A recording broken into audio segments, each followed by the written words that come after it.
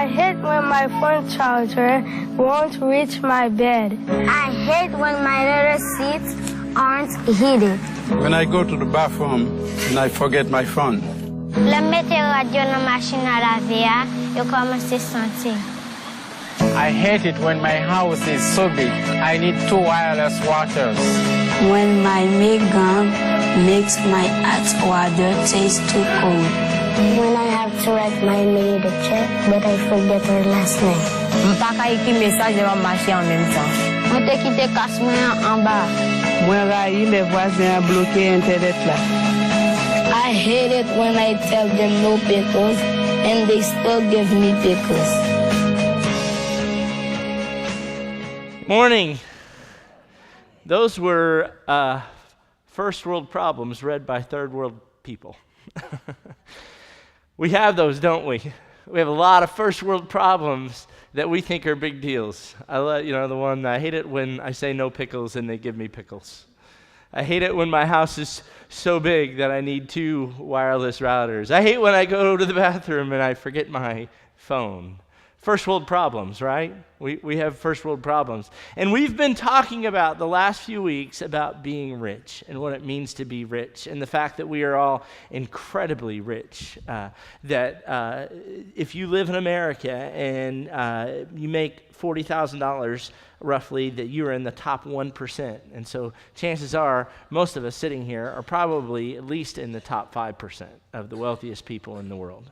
And so we've been talking about that, and we've been spending the last few weeks on what it means to be rich, and the fact that most American rich people aren't good at it. We're just typically not good at being rich. Some of us are doing better, some of us are learning, but we are practicing it, and we're going to continue to do that today as we wrap up this message series. But in spite of the fact that most of us don't feel rich, most of the world would love to have our first world or middle class problems, wouldn't they? Things like a bad cell phone coverage, or my teacher not calling me back, or the limited vacation time that we have, or my computer crashes, slow internet, expensive childcare, the TV satellite repairman was late, long wait at the tag office, $8 hot dogs at the ball game, costs more to fill up your tank, the high cost of health care, security lines at the airport, rising health care, all of those things.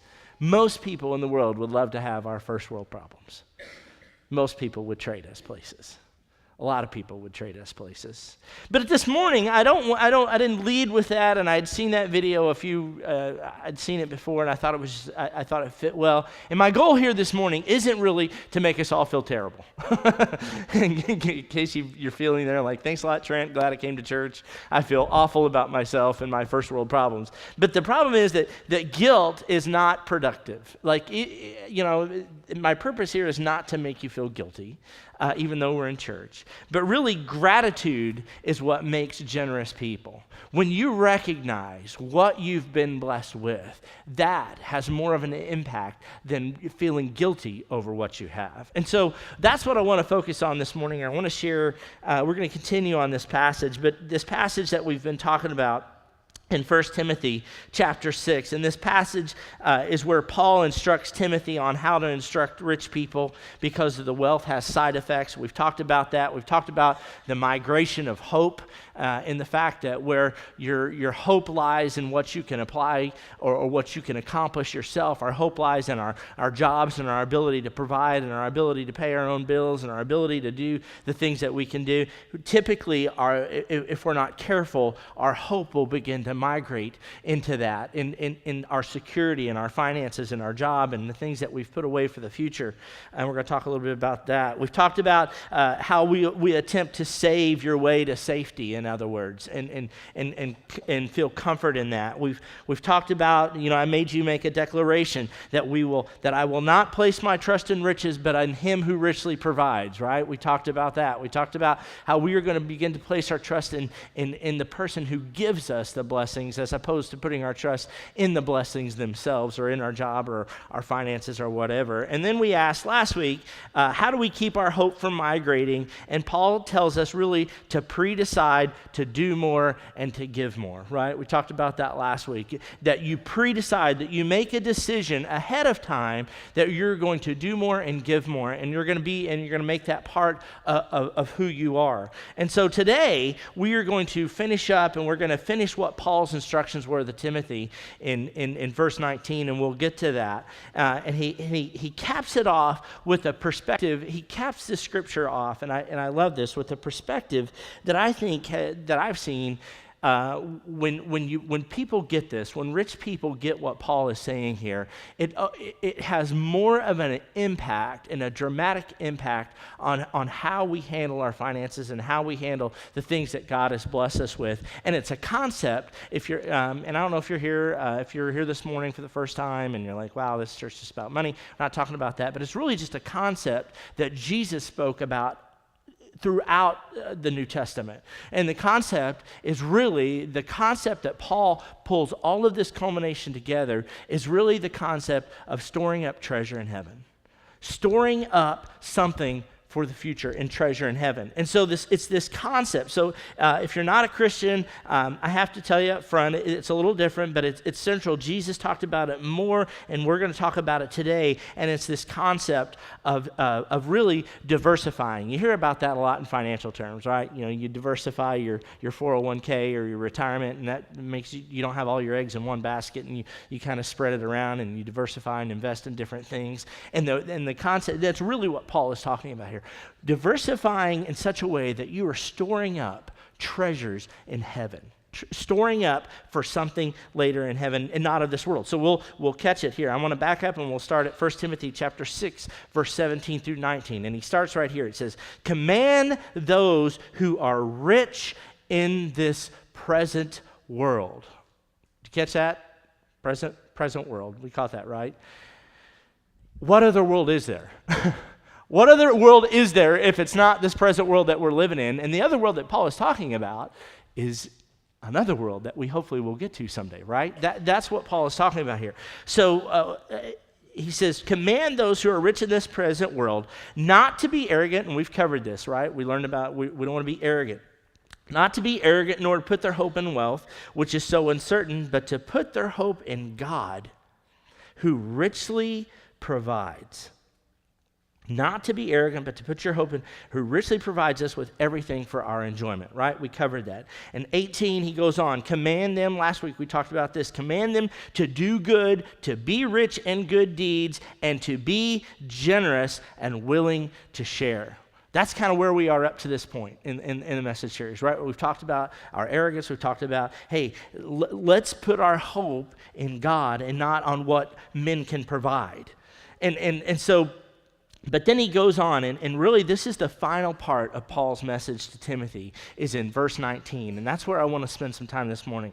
He goes on and says, command them, in verse 18 he says, command them to do good, to be rich in good deeds, and to be generous and willing to share. And then he goes on, in this way.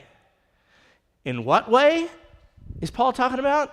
In the way of doing good and being rich in good deeds and doing more and giving more, right? That's what Paul's talking about here. In this way, here's what he says in verse 19, they will lay up treasures for themselves.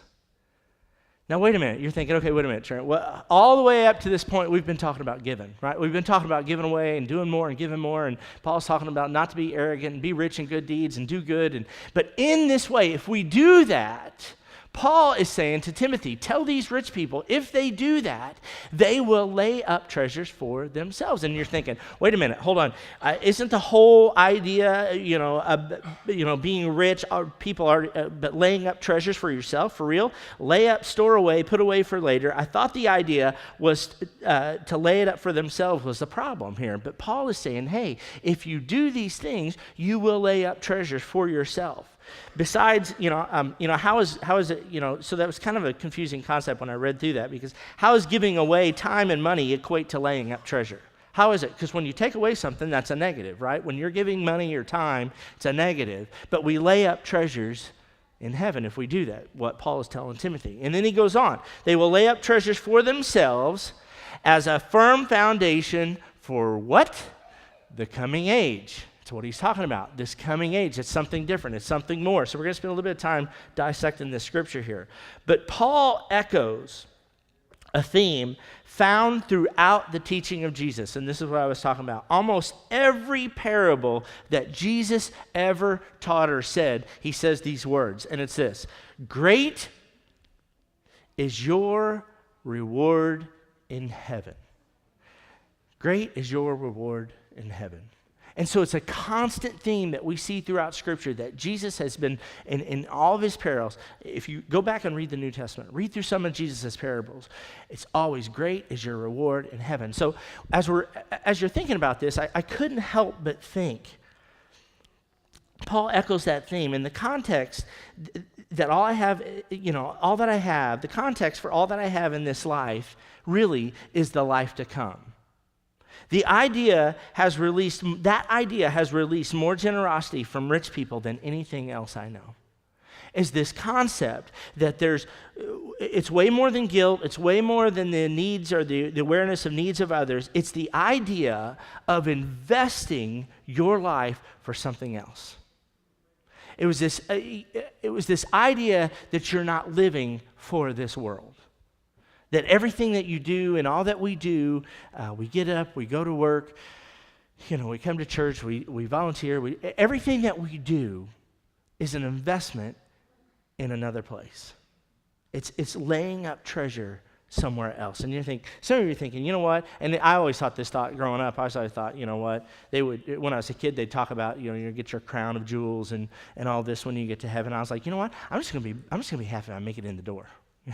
When I was a kid, I was like, look, I don't need a crown of jewels. I'm not about that. I just want to, I just want him to say, hey, well done, thy good and faithful servant. And, I'm like, okay, good. I'll sleep on the street. They're gold, right? I'll sleep there. But this concept is interesting, and we spend a lot of time investing in our future, don't we? In our 401k, and some of us have that, some of us don't. I understand that. But investing and leaving a legacy of generosity. And so here's the concept I want you to grasp more than anything else. If you don't grasp anything else out of this message, grasp this.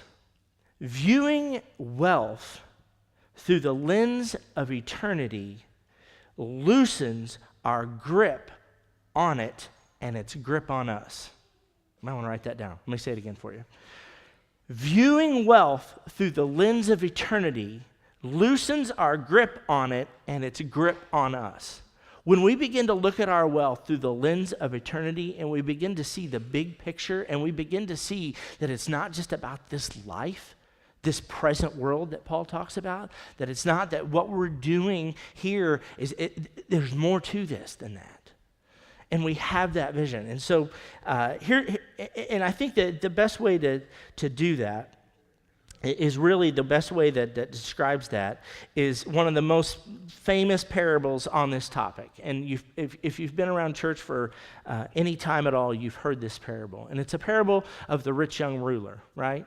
And for some of you who don't know what a parable is basically a story. It's a made-up story. This didn't actually happen. Jesus was telling this story to emphasize a point. And so when he told this story in Luke, it was the story that Jesus told of this rich man. And I want to dissect that a little bit here this morning. It's in Luke chapter 12, 16 through 21. And and some of you are like, okay. Some of you have already disengaged because you're like, okay, I know this story. Stay with me, okay? Because I think there's good stuff here. In verse 16 of chapter 12 of Luke, it says this. And he told them this parable, talking about Jesus. The ground of a certain rich man yielded an abundant harvest. Two things there that's important to note in this story. He was a rich man already. He was already rich. And he had this ground. He was already rich, so he just got richer, right? He yielded this abundant harvest that God had blessed him with. Maybe he planted the seed. Maybe, he spread some fertilizer. Maybe, I don't know. Maybe there was some work on his part. But really, God had blessed him with this abundant harvest. He was rich already. He was already rich. Now he's richer. And you really can't ever have enough money, can you?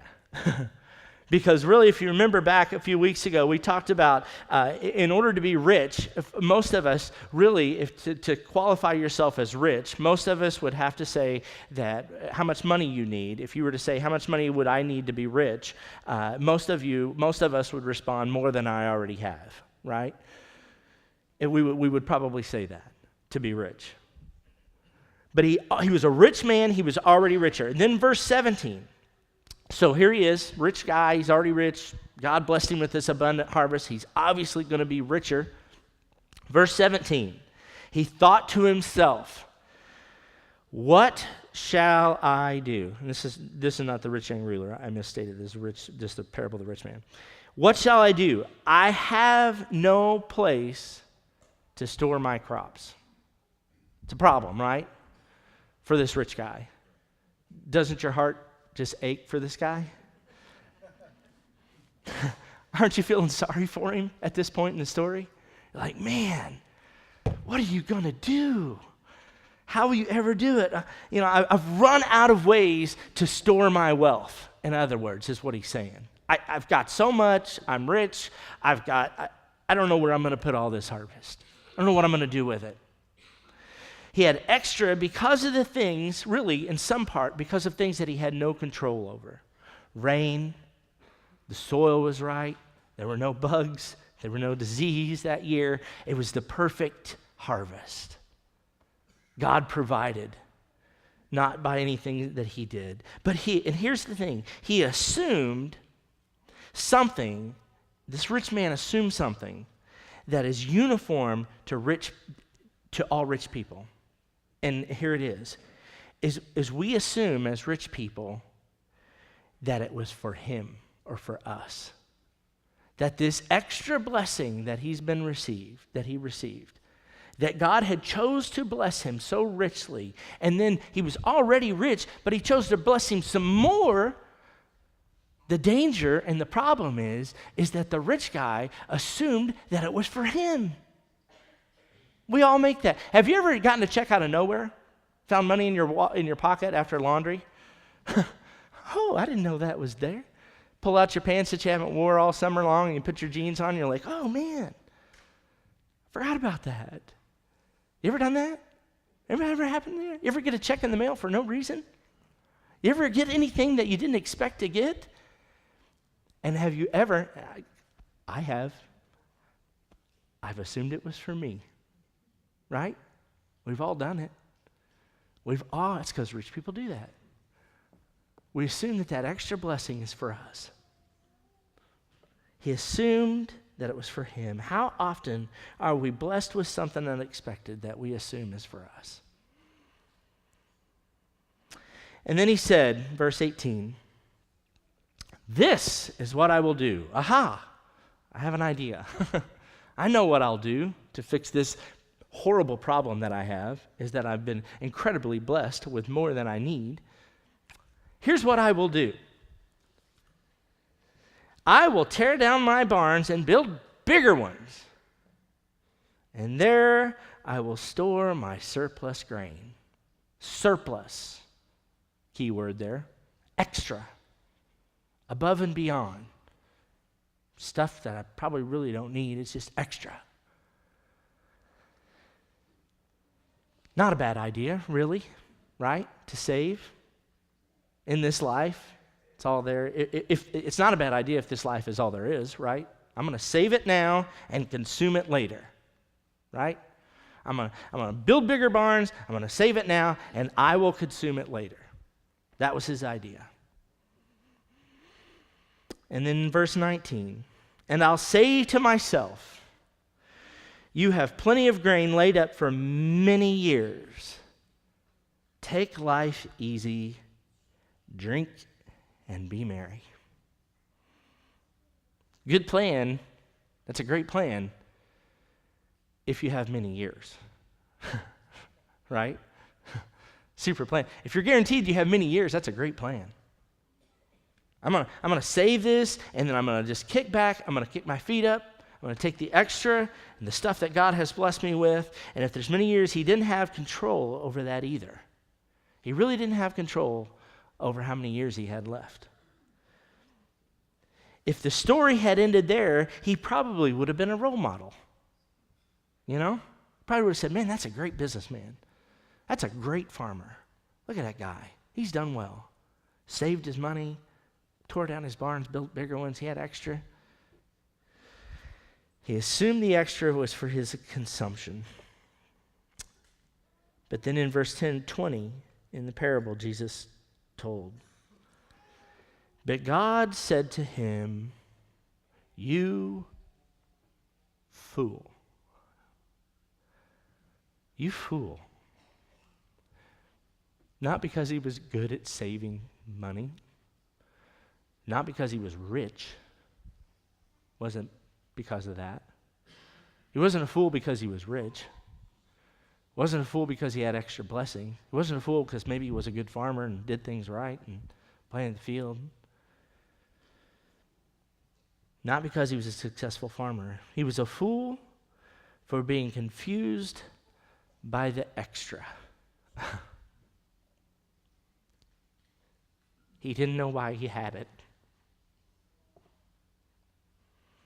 And I wonder if we all fall in that same category. Are we confused by the extra?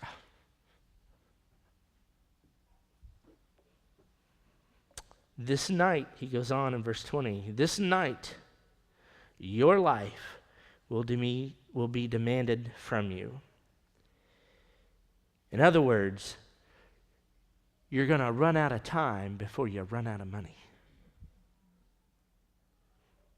I'm always amazed. You know, one thing that Cheryl and I talk about this a lot, because it just seems like you see this happen all the time. Have you ever noticed, and I'm not trying to be like really gloom and put you, but you ever notice like how many times it happens that people work their whole lives and then they retire, and as soon as they retire, what happens? Their health goes down, right? They get some horrible diagnosis and they have 6 months to live, or they have, and they've worked their whole life. It's our fear. That's my greatest fear, is that I'll work and I'll stash all this stuff away and then I'm just going to croak. And we'll have left zero legacy with the extra. That I had been confused by the extra. And maybe I didn't tear down barns and build bigger ones, but maybe I bought a nicer car, or a nicer house than I needed, or other stuff. And I'm not trying to make anybody feel guilty. I just think that, and I'm preaching to myself too, trust me. I'm examining throughout this whole series. Cheryl and I have been examining some of the things that we're doing financially, but this night, your very life, I just was always amazed about how often people work and then they retire and their health fails. None of us are guaranteed that we will live past today, but yet we plan like we're going to live forever, don't we? We have great plans about what we're going to do when we retire, and I love to think about that, really. We tell my kids, you're going to have to find us because we're going to be gone. Don't bring the kids over, we ain't home. I fantasize about that, I really do. Let me just go there for a second. No. I do. We think about our future, don't we? We think about the things that we want to accomplish, the things that we want to enjoy. And there's nothing wrong with that, church. There really isn't.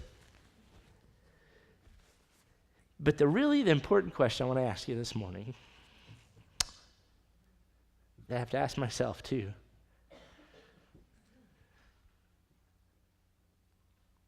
is what kind of investment are you making that has eternal impact?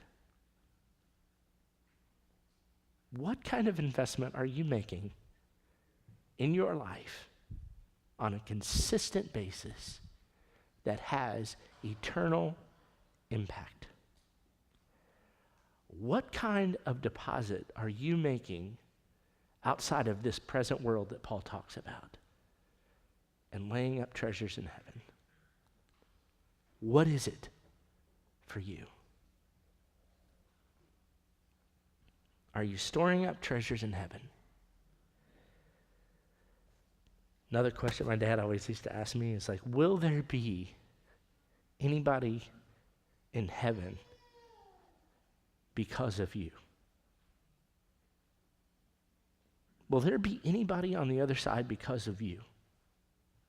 Because of the investment that you made in their life, not monetarily. Maybe you volunteered at Crave. Maybe you volunteered in children's area. Maybe you've just taken time out of your schedule to go visit somebody. Is there anyone in particular in your life that you are making an investment in? And some of you can say yes because they're sitting right next to you. They're living in your house, some of our foster families. They're in your small group and youth group. They're in your small group and Crave. They're in your grow group. Are there people, are there individuals in your life that you are investing in from an eternal perspective?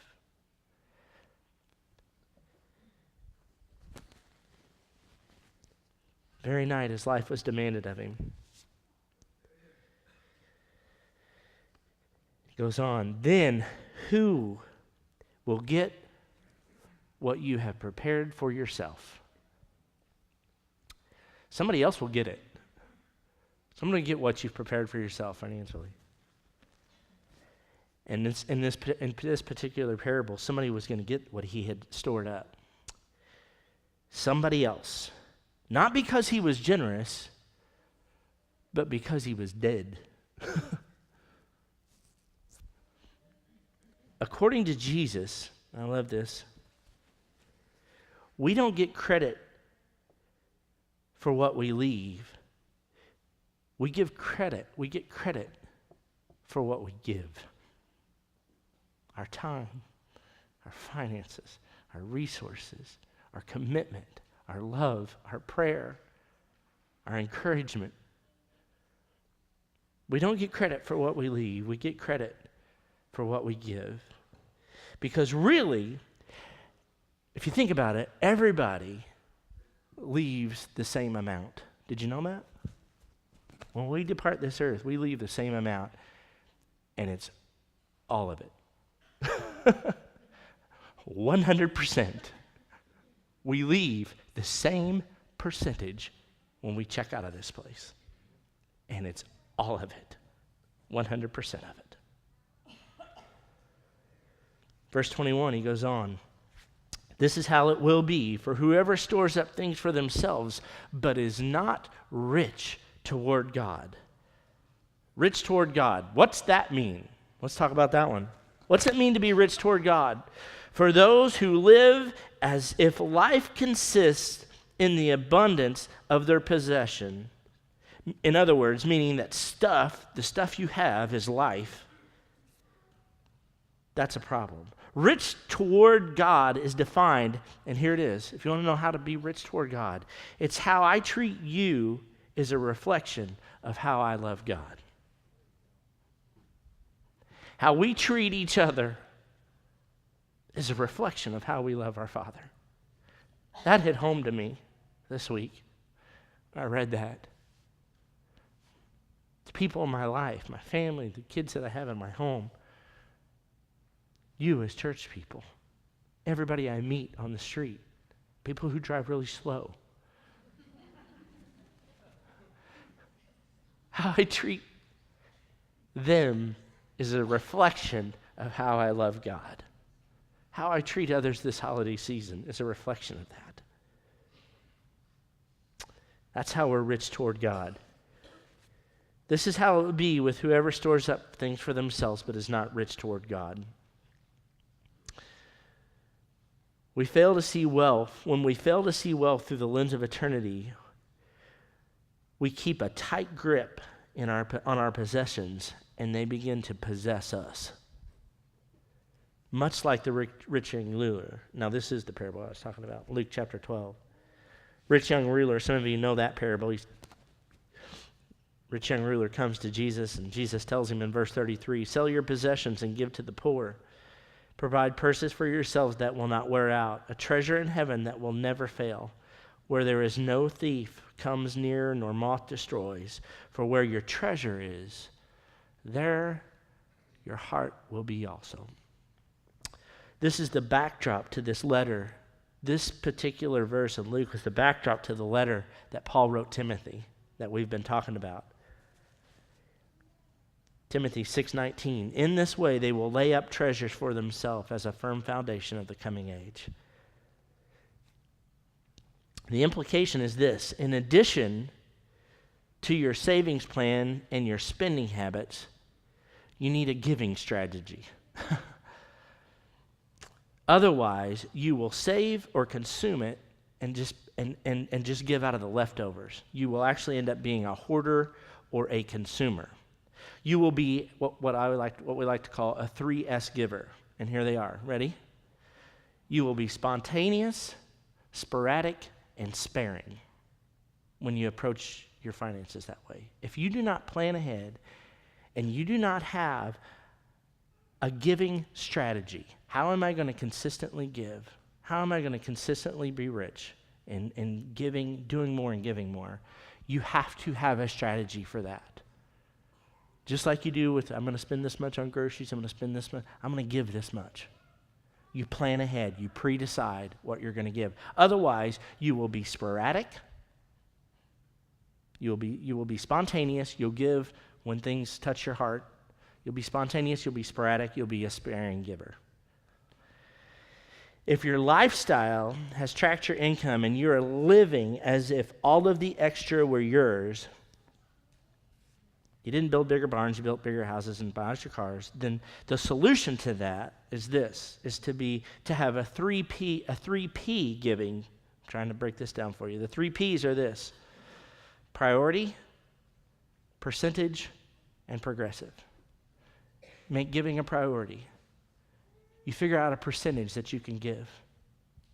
Bible talks about 10%. If you can't get there, start somewhere. Pre-decide. I promise you, you will not regret it. Pre-decide what you're going to give. Pre-decide, find some priority, percentage, and progressive. Progressive is this, and this is a challenge for some of us who have been giving 10%. Maybe you're giving what we've been given. I would encourage you to be progressive with that. And I'm going to try to do this myself. Increase it. Increase it by 1% every year. You won't miss 1%. Increase it. Consistently increase and have a giving strategy. Be progressive with your giving. And I love this quote. I read this quote in closing. You will never miss money you give away. You will miss money you waste, misspend, lose, improperly invest, or loan to your brother-in-law.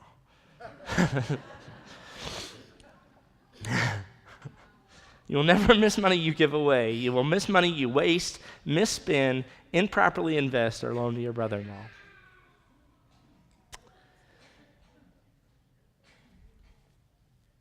Viewing wealth through the lens of eternity loosens our grip on it and its grip on us. So while you still have time to be rich toward God, be good at being rich, church.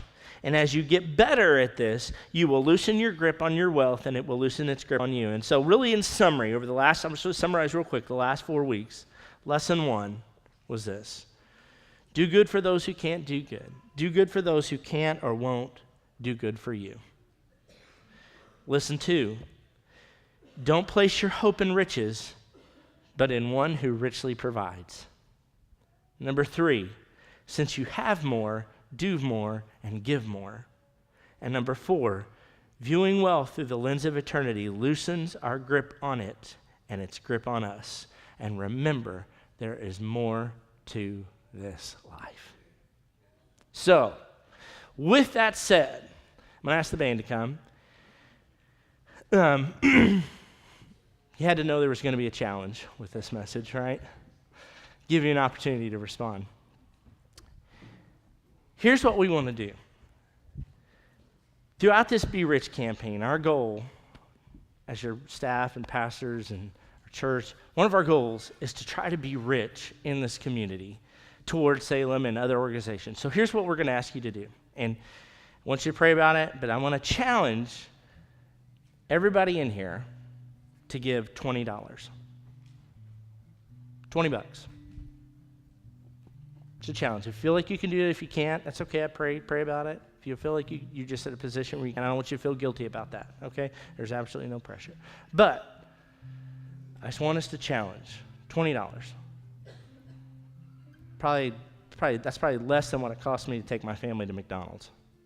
It is, in fact, less than what it takes me to send my family to McDonald's. With that $20, our goal is that we raise $6,000.